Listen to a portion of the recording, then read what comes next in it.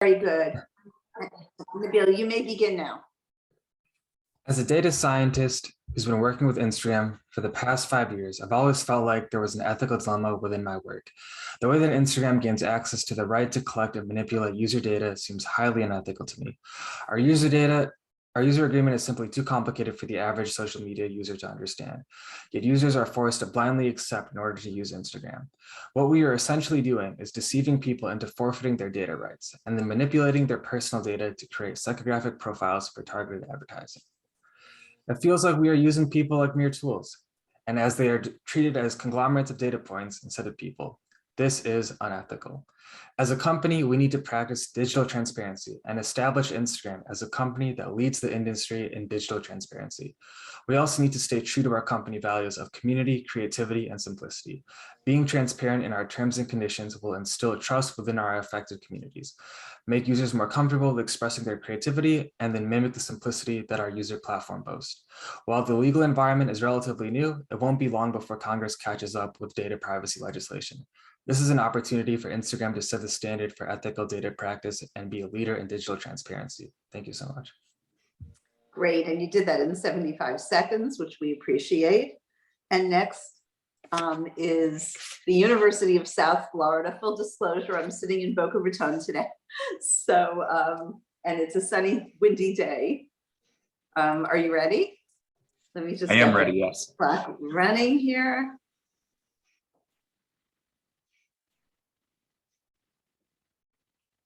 And you can begin. We here at Boeing have always been at the forefront of safety. It was our paramount selling point. And yet, our shifting from safety into a more streamlined profit model gravely impacted our company not only financially, but also ethically. Our negligence of safety culminated in the crashing of two 737 MAX airplanes in 2018 and 2019. Not only did we disregard safety, but we failed to even tell the pilots about a program that would turn their planes into a nosedive. And not only did we lose billions of dollars in revenue, but more importantly, we lost 346 lives on those days.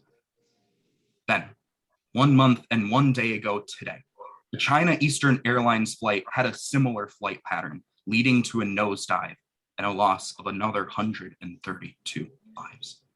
It is imperative that we do more than come back financially, but that we put safety as the most paramount rubric in every single stage of plane development. If we do so, we may come back from our financial woes as a company, but the families of the victims can never come back from their loss at the table. I know that these lives weigh as much on your hearts as they do mine, and it is imperative that we give them the justice that they deserve. Thank you. Thank you. Okay, and we'll just wait a few seconds and get ready for Christopher.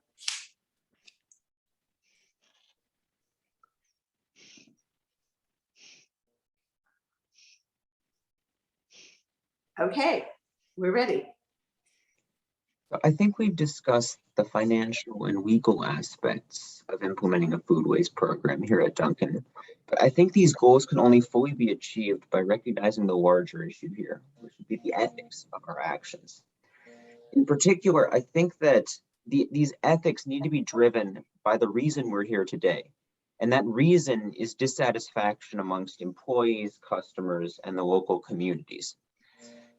So I suggest, rather than just thinking about shareholders, that we look at everybody who has a stake in this company as equally important. I think, for example, we should involve employees in food reduction efforts so that they have a say. I think that we should follow the advice of local communities and consumers and expand our donation programs to be mandatory with groups like Feeding America so that excess food doesn't go to waste. I think that most importantly, though, the driving force behind whatever we do shouldn't be just driven by this revenue argument, but should instead be driven by how we interact with all of these different stakeholders. Because after all, a single-minded view around shareholders can easily turn into a sort of quarter by quarter financial argument. But if we want to bring sustainable good to this company and to our community, And I think we need to look at all stakeholders. And I think if we do this, we'll be able to bring the sustainable good to Dunkin' that we all sort of are looking for. That's it. Great. You're all very consistent, 75 seconds. So we appreciate that nobody ran over the time. You're all very articulate and very passionate about your subject matter. This is the first time that I've seen any of the three. How about you, Tim? Have you judged any of these groups previously? I had the pleasure of meeting Nabil at 10 o'clock this morning for the 10-minute. I think the 10-minute is the most difficult, although as a lawyer, getting anything done in 90 seconds is just, it's against our nature, right? I've had a lawyer, I've had a lawyer successfully invoice me within 90 seconds. Oh, billable hours. Yeah, everybody knows how to do that, but it's really true. Legal discourse is not encapsulated in 90 seconds. And it's always a challenge when you're dealing with business people, you know, who want a 90-second answer and they want a definitive answer. And usually in the law, everything is gray, you know, that there is no slam dunk or we wouldn't be in litigation typically. But anyway, I want to commend you on three fascinating subjects. Veli, I wish in the old days when we were at Loyola in Los Angeles, we had a multitude of judges who were from the Boeing Corporation. Boeing has been a major sponsor of the competition for many, many years, and I wish they had the opportunity to hear you. The campus was actually, part of the campus was donated by Hughes Aviation. And it was palatial, I can assure you. Fascinating subjects about Instagram and Dunkin'. Like now I can't go to Dunkin' without thinking about what they're doing in terms of community service. And the data science, my only comment, Nabil, is you got to be careful if you're sitting with a bunch of collaborators, co-workers in a company. It's really important to kind of politically hedge the negative. You know, we're manipulating and blind acceptance with the positive. Hey, we're all committed to doing the right thing here. Because you don't want to turn off your listeners by having them say he's not a team player, even though what you're trying to do is make the team recognize an issue and be better, right? You don't want people to become defensive. And I think that's always a problem in doing this. I think that's also, you know, endemic in this 90-second business, to be passionate and get it across pretty quickly. But you were all wonderful. Tim? Yeah, again, very good job, gentlemen. And thank you for your persistence all the way here through to the end. Yeah, just as I wrote things down in order, I actually had the timing a little bit different. I did have for Nabil 75. I had 85 for Veli, and Duncan came in exactly at 90. Or not Duncan, Christopher, forgive me. Yeah. So I just, but you know, two different people pressing a button. But I was the great going to news say, is that means my Rolex isn't working properly. So what can we say? But the important thing is Ruth is right. Nobody went over, but it was like literally 90 for Christopher, and it worked out perfectly. So let's see. I like Nabil's a lot. Again, it's not 100% fair that I happen to have heard his 10-minute story earlier today, whereas I've not known about the other two gentlemen or their cases. I liked Nabil's presentation very much. I think it very closely aligned with exactly what we asked you to do with the 90 seconds. You were not focused on finance. You weren't focused on the law. You weren't even focused on the solution. You only were focused on the ethical reasoning for 90 seconds. So bringing up the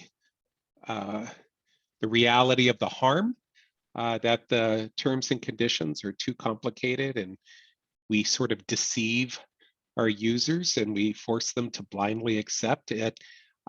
Ruth has made a great point about the politics. And actually, Nabil, you'll remember I brought this up this morning. It's this perfect balancing act where you need to be honest with them, but never cross the line of insulting them so much that they stop listening to you because they're now angry at you. And I think all three of you did a great job on that front. The point, Nabil, that you brought up, we're not to use our members as mere tools, which Ken Goodpastor told you this morning about the connection to Immanuel Kant, and that we're using our members as data points instead of human beings. And so how the competition doesn't want you ever to say Immanuel Kant. You said the exact words we want to hear, and the reasoning that you used was practical, was specific, and was accurate. Talking about staying true to the values, the fact that Congress is going to move with or without us. And so why not take a leadership role so that we have a role in defining our own destiny and setting the standard. So Nabil, I think you just did a great job.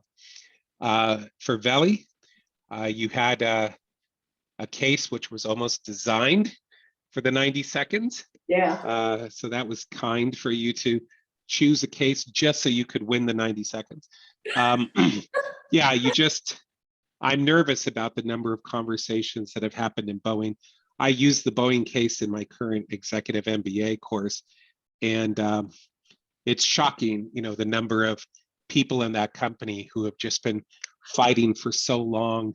It's funny, of course, the popular phrase, the word these days is microaggressions in the realm of discrimination. But when I look at the Boeing case, it's like this let's move away from our traditional values and only care about profit.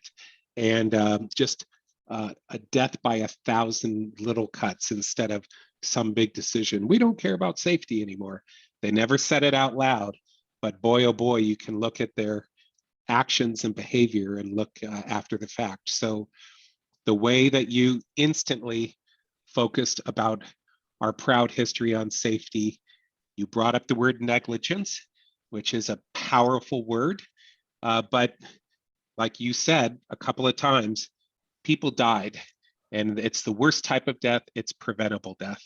These were preventable deaths. And so I don't see how you could have done a great 90 seconds without negligence. You acknowledge the reality of the loss of revenue, but you instantly bring it back to the lives and the safety, the fact that we can't bring back the families, and just trying to get those people in the room to maybe imagine the fact that this company could recapture the reputation it had spent decades earning. So nice job, Veli. And Christopher, again, really great transition right from the beginning. You acknowledge the food waste, you get right into ethics, which is exactly what we asked you to do and needed for you to do. And you made it clear, and again, how the hell can you accomplish anything in 90 seconds? But you did such a great job of saying it's about the stakeholders. Stop making decisions quarter by quarter. Stop using revenue as the decision criterion for every decision. Focus on the stakeholders. If we focus on the stakeholders, and if that's the way we make decisions, and Ruth and I, at separate times in our careers, have absolutely been in these rooms at these moments when discussions like this were happening, and we desperately needed someone, Christopher, like you, to speak up and say what you said. And there's even been a few times when Ruth and I were that person who spoke up. But the way you did it, the way you only have 90 seconds before they shut you off. You've just got to make it crystal clear. Stop with the sole focus on the dollar, focus on the stakeholders. Veli, stop with the sole focus on the dollar, focus on safety. And obviously, Nabil, please stop with the sole focus on maximizing the monetization of these data points and focus on these users as human beings. So very nice job, gentlemen. Very impressed. All very, very impressive. We wish you all of the best. Are you all seniors? No. Oh, so we could see you again, Nabil, next year. Yep, I'm a junior right now. Yep. Okay. Well, we wish you absolutely the best. Thank you so much for participating. I think I can say for both Tim and for myself that we are enriched by doing this every single year. This is our labor of love. I was a professor of business ethics and corporate social responsibility at NYU before I went on the bench. So this is, you know, for both of us, this is a labor of love. It's a lifelong, we're lifelong learners, obviously. We hope you will be as well. I suspect that you are. And as I said, we are tremendously enriched by the quality of the presentations, the commitment that you have to business ethics, and to engaging in this competition and putting yourselves forward in your universities. So, you know, please extend our congratulations to your advisors and to your teammates as well. And I think what we're going to do now is we're going to have Ravi disconnect the three of you. That's not manipulation of data, but Tim and I just have to have a little colloquy. And congratulations. And remember, gentlemen, all the hard work's over. You have our permission for the next 2.5 days to not think about ethics once. Just go crazy. Have a blast. Have Thank a you so blast. much. Thank you very much. Pleasure. Thank you both. Bye.